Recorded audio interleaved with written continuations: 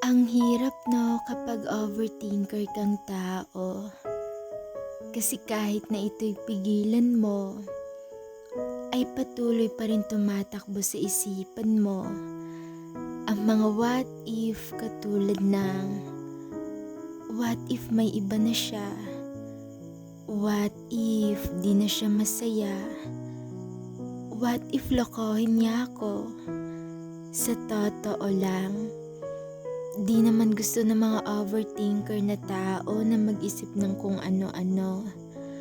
Sino ba naman kasi na may gusto na oras-oras, minu-minuto, nag-iisip ka kung mahal ka pa ba o hindi na.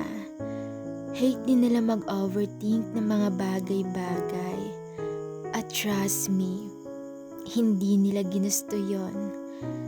Pero dahil nababaliwala sila, di nila naiiwasan mag-overthink ng mga bagay-bagay. Oo, alam ko na di ito tama. Pero masisisi nyo ba sila kung inyong pinapakita ay di rin tama?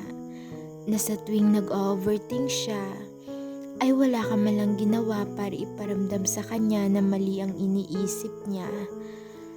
Alam nyo ba, doble-doble yung sakit na nararamdaman ng mga overthinker na tao.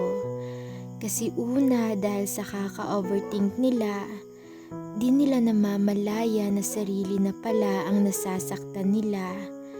Isipin mo, nasasaktan nila ang sarili nila dahil lang sa kakaisip sa'yo. Tapos kapag nag-open up siya ng kanyang nararamdaman sa'yo, ay paggagalitan mo pa. Alam mo, huwag ka magalit kung mag-overthink man siya. Sa halip, ipakita mo na mahal mo siya. Ipadama mo sa kanya na siya lang talaga.